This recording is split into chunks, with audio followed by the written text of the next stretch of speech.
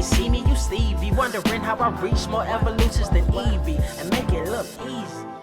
What is up, Earth's mightiest subscribers? It's Blerd without fear. Welcome back to the channel. Alright, so today's video, we're going to be talking about X-Men number 35, legacy numbered, Uncanny X-Men number 700, written by Jerry Duggan, Al Ewing, and Kieran Gillen, with art by Joshua Cassara, Phil Noto, Lucas Wernick, Lionel Francis Yu, Walter Simonson, Mark Brooks, John Romita Jr., Scott Hanna, Jerome Opena, Luciano Vecchio, Stefano Caselli, and Sarah Pacelli, as well as color by Romulo Fajardo Jr., Phil Noto, David Curiel, Laura Martin, Sonia Oback, Marcio Minez, Matt Hollingsworth, and Matthew Wilson. This is it. This is the official epilogue, basically. It's supposed to be technically the ending, but it feels more like an epilogue to Fall of the House of X, Rise of the Powers of 10.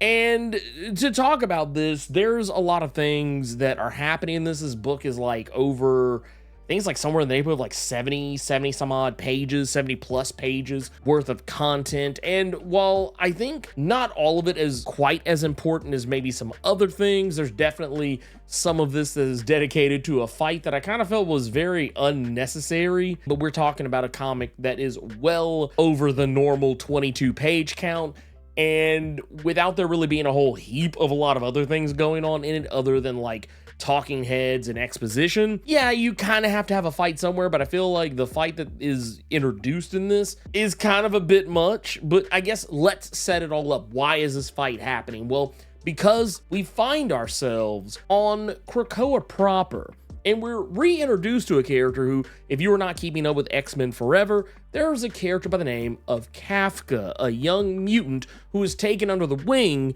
of Exodus and was kind of coached up to become more of a leader-like figure. When you get to the end of X-Men Forever, we learn that Kafka, in the wake of Exodus leaving to go help mutant kind fight Orcus one last time, Kafka stepped up, and while he technically didn't become the leader of New Krakoa, he became a part of its, for lack of a better way to put it, its governing council, which, to be fair, they're not really considered leaders. He even says himself that they don't lead, they listen, which is why they are referred to as the Quiet Council. Their job isn't to dictate the direction of New Krakoa. Their job is to listen to the people, the mutants of New Krakoa, and act accordingly in the interest of everyone. That's still technically a leadership role, but it's a leadership role that's not quite as dictatory. It's very much a more two-way street type of vibe. But all of that is a native saying that Kafka has returned. Now, initially it was thought the mutants in the White Hot Room, who were residing on Krakoa Pacific,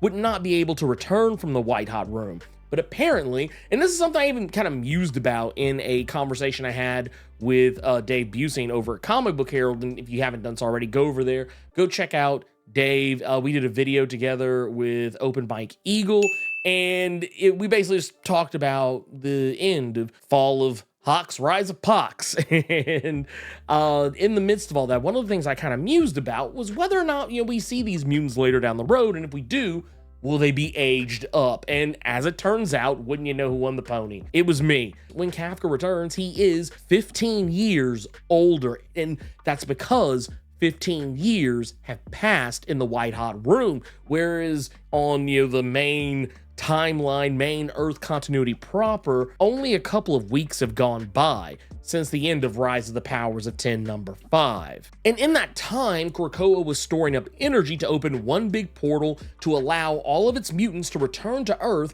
and for those that want to stay on Earth, they are perfectly free to stay on Earth. But those who want to go back to the White Hot Room, the ones who want to stay, they're being given one last opportunity to settle their affairs, 24 hours to basically say goodbye to their loved ones, and then they're going to return to what is effectively mutant heaven. What does all this mean for mutant resurrection? Hope has become one with the Phoenix Force and technically exists and yet doesn't exist at the same time, though we do get confirmation she is a part of the White Hot Room in this, in case anyone wasn't incredibly sure. Because she has become one with the Phoenix Force, it means she's kind of just all around the white hot room, and thus this is why they're still able to maintain resurrection, albeit only in the white hot room. If anyone dies, in the new From the Ashes era, they're not going to be able to be resurrected willy-nilly, because this return from, the white hot room to Earth is temporary at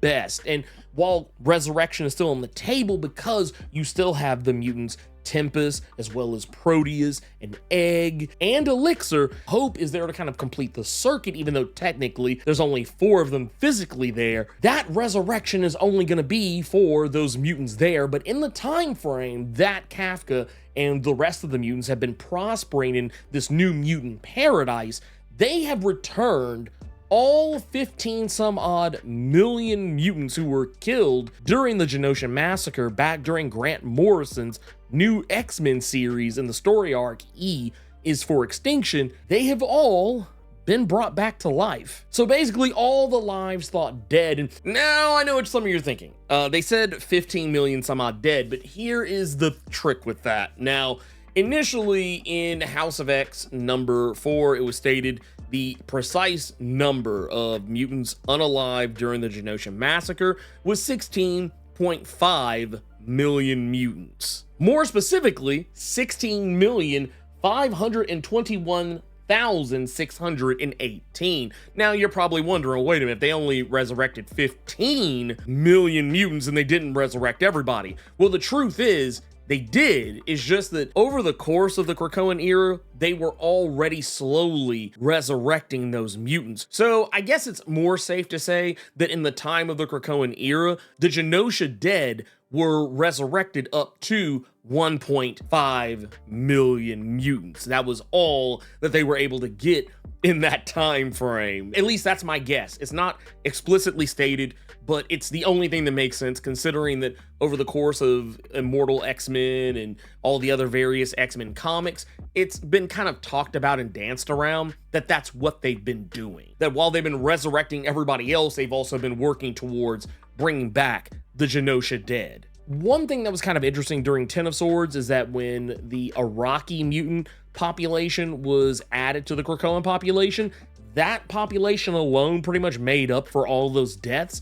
And while technically those deaths were being worked towards over the course of the Krakoan era, during Kafka's 15 years, in New Krakoa, they've had plenty of time to get on track with everything. And this basically just kind of proves Krakoa could have been so much better had they not let bureaucracy and politicking get involved in anything. And once again, it's not to say, from a narrative perspective, that it was bad, but just this was a thing that it was put there, it was put in place to be bad on purpose.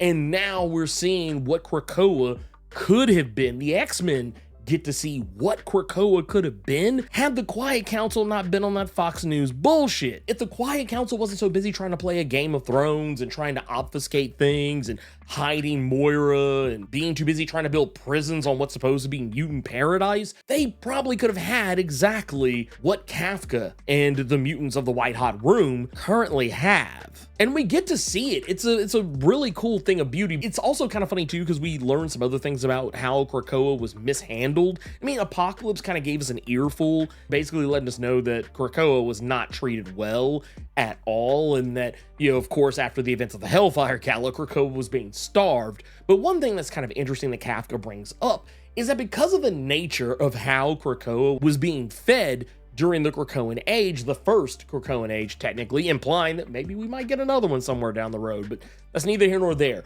Point of the matter is, the way the Krakoa was being fed, just taking little bits and pieces of each mutant here and there over the course of time, not just draining one single mutant. While yes, that was an effective way to keep Krakoa alive, how they were pushing Krakoa to become the island that it became effectively took 200,000 years off of Krakoa's lifespan, meaning that it might, maybe, inevitably, possibly die sometime well into the far-flung future, most likely. Or maybe they'll set up some kind of story arc where they can come back later and be like, oh, hey, Krakoa's dying, so now we gotta fix it. But it kind of seems like with the reintegration of Krakoa Pacific with Krakoa Atlantic, it seems like now everything is kind of back to the way that it should be. And maybe that can all be averted. But I mentioned a fight earlier, an unnecessary one, and I've kind of been dancing around it because I just thought it was stupid. I just thought this was like literally the most unnecessary fight in the history of unnecessary fights. And I say that because while yes, Exodus is very angry that Krakoa is going away, that the main island is going away to the White Hot Room to be joined with the Pacific Island, and that they will never be able to return or see it again. Exodus is not happy about this, so of course he is losing his shit, and Apocalypse shows up. And while at first you think, oh, okay, Apocalypse is coming in, he's shutting down Exodus, he's making him calm down, and is beating the brakes off him in order to do so.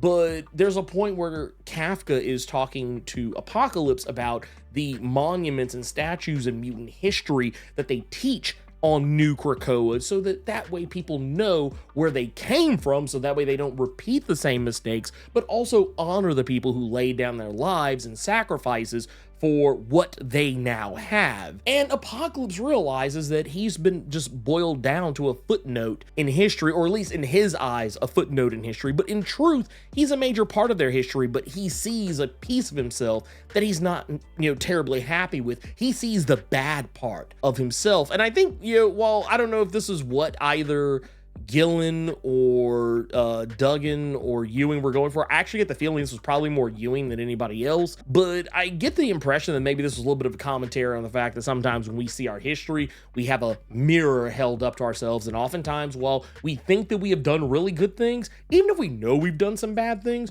we still don't see that bad as much as we see the good. And when you look at yourself in that mirror, see your history, you usually don't like what you see staring back at you, and that's kind of what happens with Apocalypse. And when he realizes that, once he's made his offer to the new Krakoans about how to, go forward, how to build the next iteration of mutant kind, how to rise from the ashes, as it were, Apocalypse is largely refused by everyone, and he doesn't like it. He's not crazy about it, and it ends up just devolving into a fight. All the mutants are now, at least the X-Men proper, are now fighting Apocalypse to keep him from trying to unalive every single mutant that is there who won't join him in his new quest to create a new mutant nation, to rebuild Krakoa from the ashes. And it's weird because all of this pretty much gets settled with a conversation. And it's funny because, at one point, and I once again, this is kind of goes back to what I always say about certain characters, but I always hear people complain when Storm doesn't just come in guns blazing and just blowing up everything. And once again, I will say it, I will tell anyone who thinks that this is not the case, I will tell you to your face that you're wrong. Storm is the person who will try to talk to you first before she hits you with that action. But once she knows who you are, once you have shown her who you are, that is when she's going to fight you. And that's kind of what happens here. Well, yes, Wolverine and Nightcrawler and Colossus and everybody else, they're all throwing hands with Apocalypse. When Storm shows up on the scene, she doesn't throw a single punch. When she shows up, she just basically talks to him and tries to say, hey, are you sure this is what you want to do? Like, is this the move? Is this what we're doing now? I will definitely say this fight leads to some really awesome moments, like seeing Nightcrawler pluck out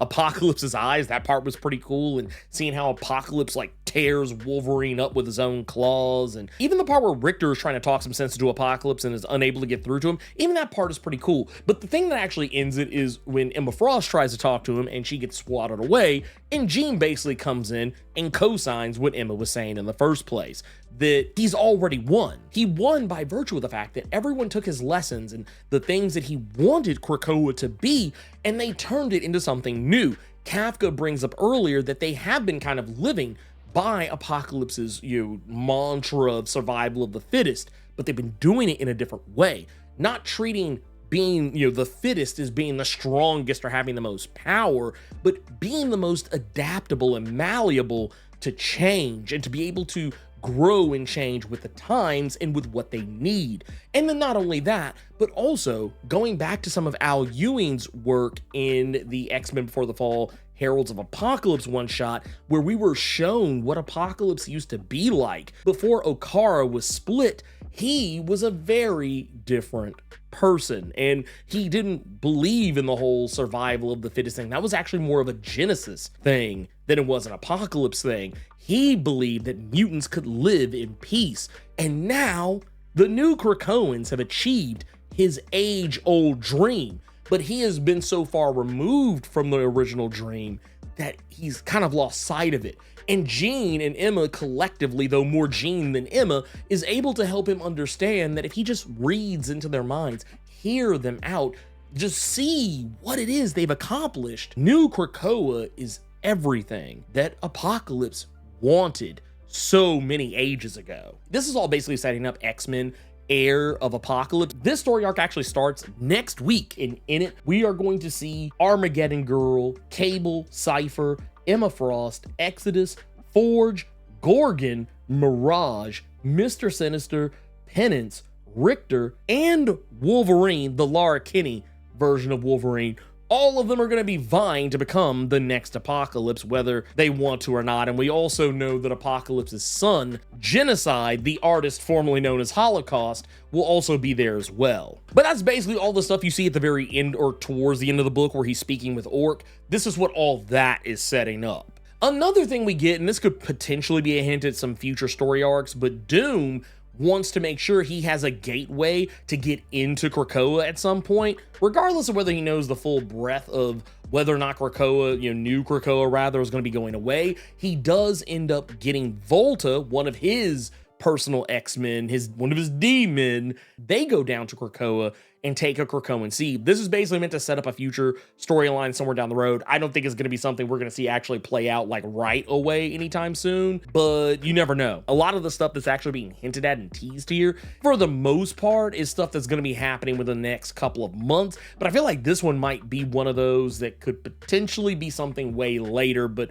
whatever the case is, he charges Volta, pun intended, to go down to Krakoa, not be seen, leave no witnesses if she is seen, and take a Krakoan seed. And while she does exactly as he says, except for the not being seen and leaving someone alive part. She gets the seed, but Fauna, a character who was introduced in House of X #1 and has kind of surreptitiously popped up in various X books across the line, she lays eyes on Volta, but Volta doesn't do anything about it. As a matter of fact, Volta just simply tells her that you didn't see me, I wasn't here, and she leaves. And when she returns to Doom, she says that nothing happened, nothing eventful occurred. So if it does come up, I actually hope it's not right away. I kind of want to let this one, cook for a little bit and maybe, come back to it, much later.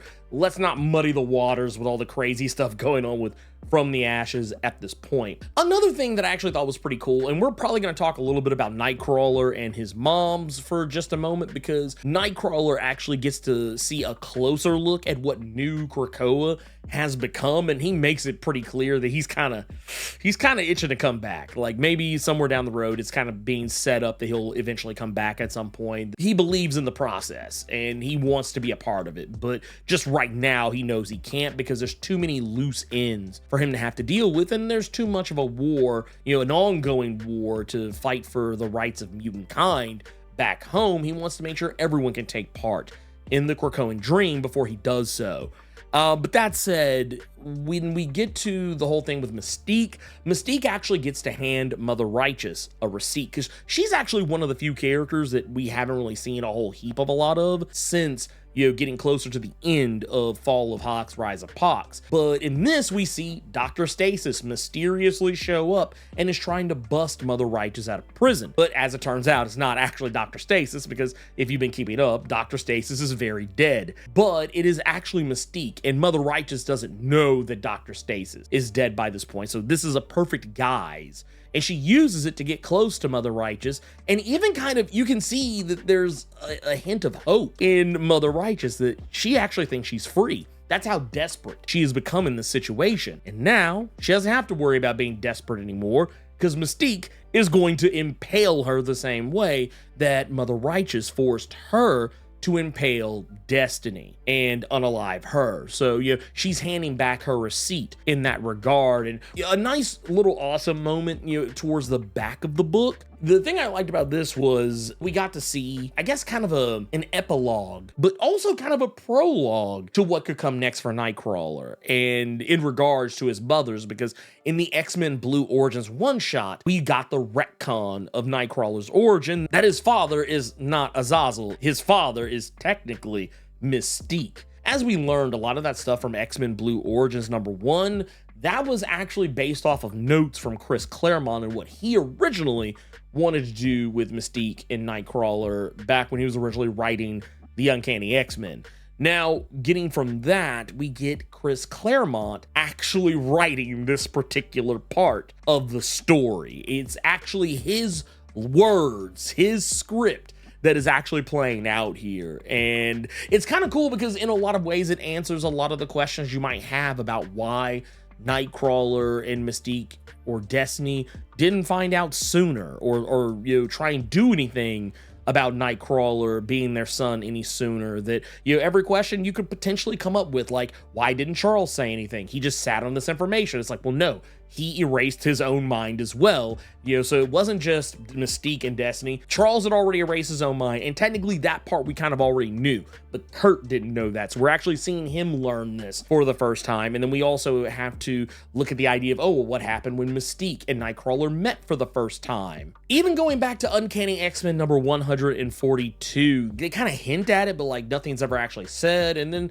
it's explained away pretty quickly as to why. Why would it have come up? Because Charles put safeguards in place to ensure that they didn't talk about it. It was a very thorough mind wipe. And Destiny also trying to explain to Kurt later on why they had to do what they did, and Mystique as well, trying to explain to him that, well, yes, it sucked that he had to be left behind, but if he was not left behind, he wouldn't have done the very important things that he's ultimately done. Kurt has been responsible for helping the X-Men stop multiple world-ending threats and done all kinds of amazing things, saved all kinds of untold numbers of lives, and if he would have stayed with Destiny and Mystique, he very likely would have become a very different person. And while yes, it sucks that he got left in the cold, at the same time, it was almost necessary. Not, you know, necessarily to, you know, make up excuses for it, but yeah, I would be willing to gamble that maybe Nightcrawler would have ultimately turned out to be kind of similar or the same to what he is today, but I feel like it just would not have worked out the way that a lot of people might want to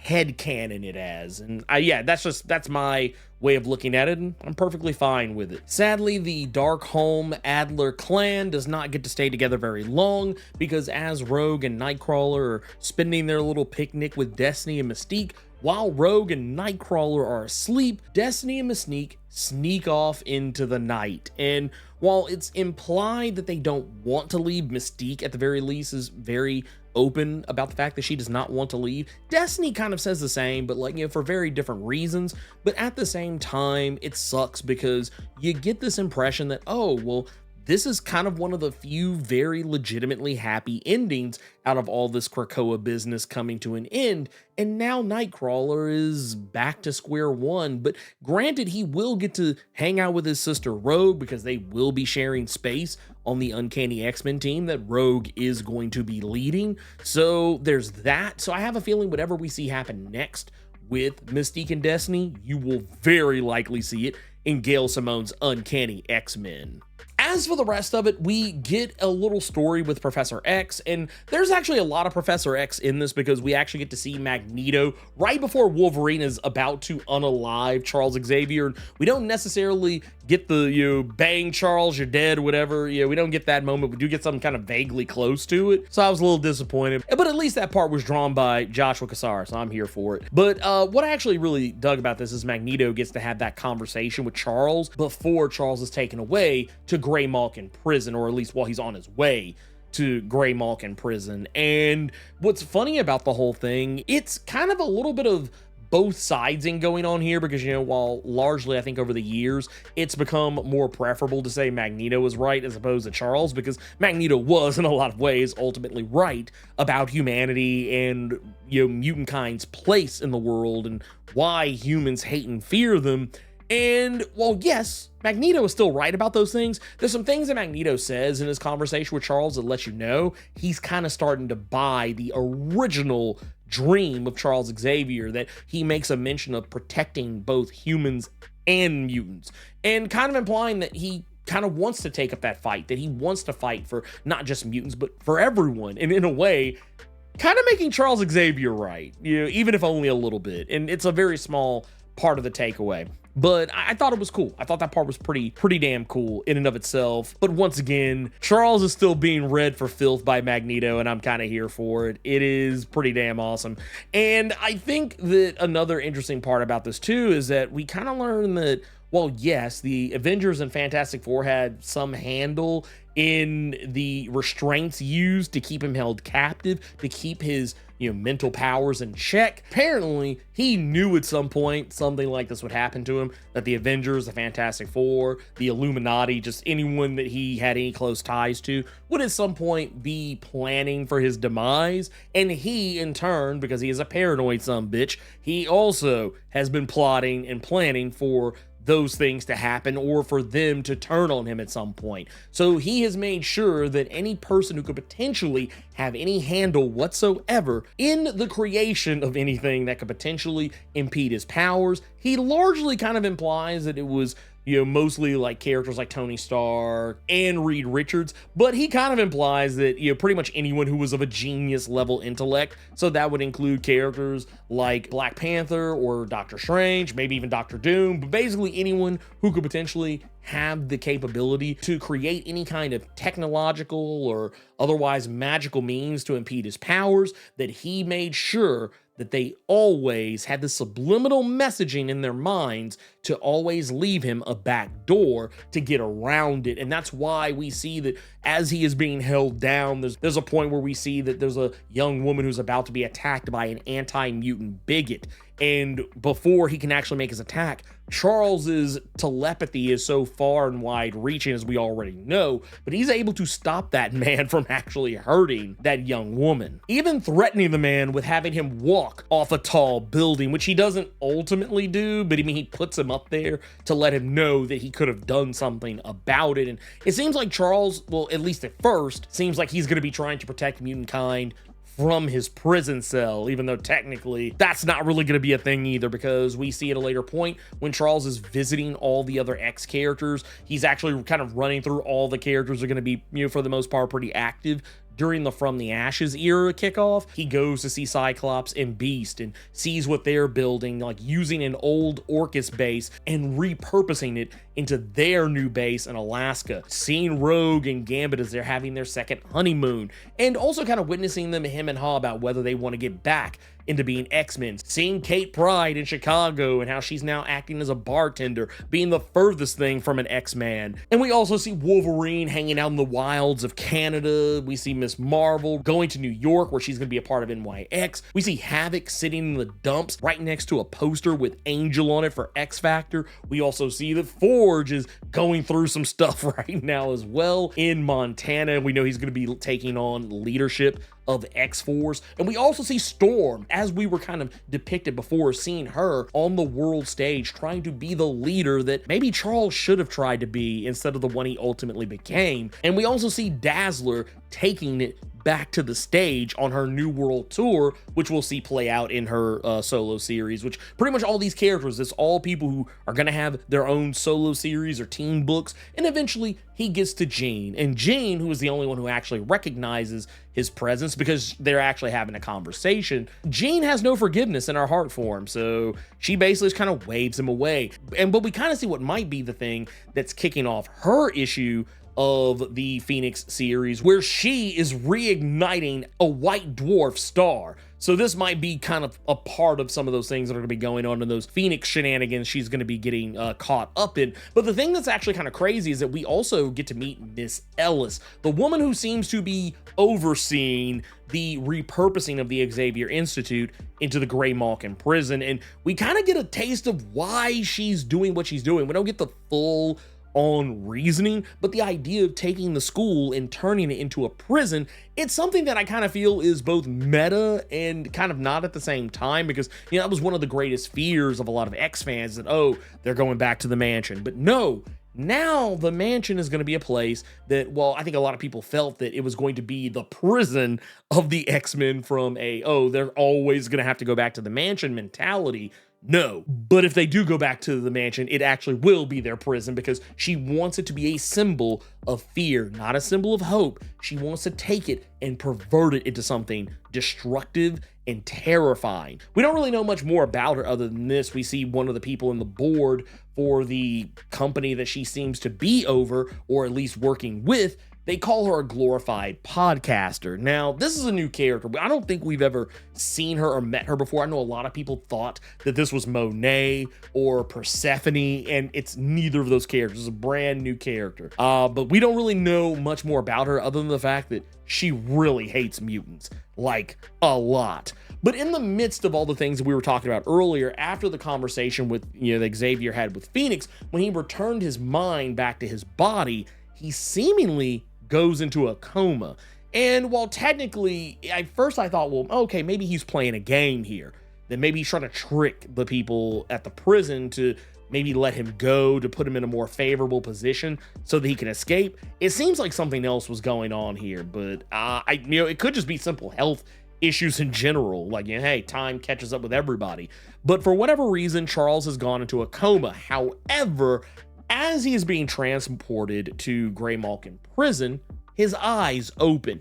And about roughly around the same time that one of the guards overseeing him makes a passing mention about how he can tell when they will or won't wake up at some point. He says this guy's never going to wake up. But the thing is, when you get closer to Charles's eyes, you see Charles's eyes are wide open now. Like initially they were closed, but once you get closer, you see they're wide open, kind of letting you know that maybe Charles is still in there, but he's probably not as awake as people might actually think. This might be what actually kind of keeps him off the table for a while. I feel like he is in a position right now where, yeah, his eyes are open, but he is not fully awake. Like he's aware, but he's not able to move. So, we went from having a Charles Xavier who could move around freely, and now we have a Charles who's kind of back to being relegated to sitting down somewhere. So that is kind of wild. It's a weird way to do it, but hey, go for it. Yeah, it is what it is. I mean, there is that one point where it seems like he is the one who is saying that it's time for restitution. Like maybe he's actually unaliving himself,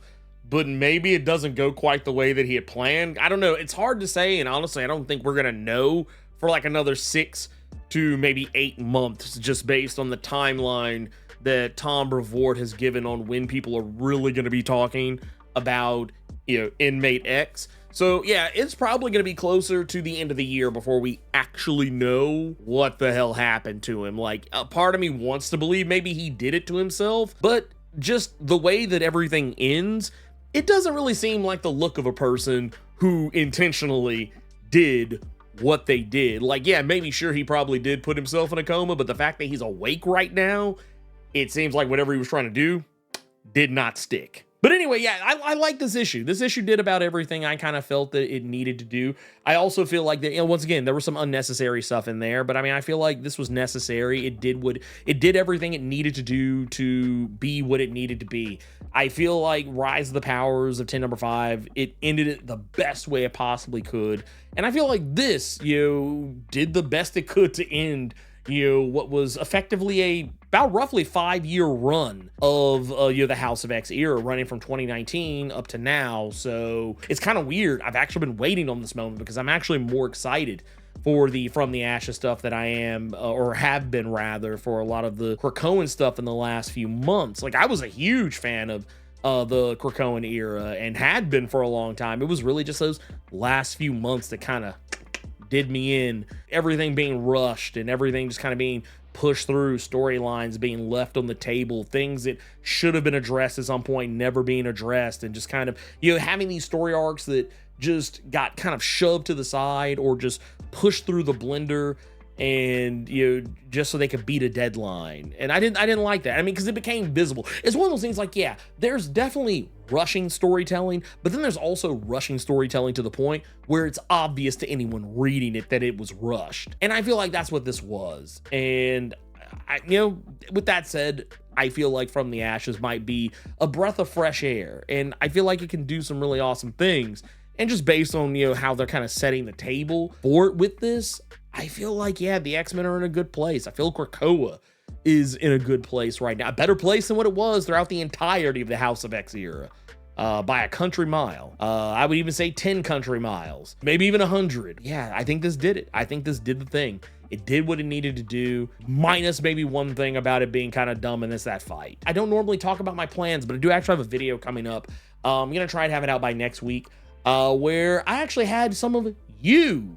Yeah, if you were part of my Discord server, which if you aren't, there's a link in the description below that you can use and get to the Discord. But the whole thing was, I put out a call for questions for Gail Simone, and she was goodly enough to answer those questions. None of mine. I don't have a single question. I took 15 questions from our Discord server, from you, Earth's mightiest subscribers, and she took the time, and I'm actually really happy that she did, because she didn't have to, but she did.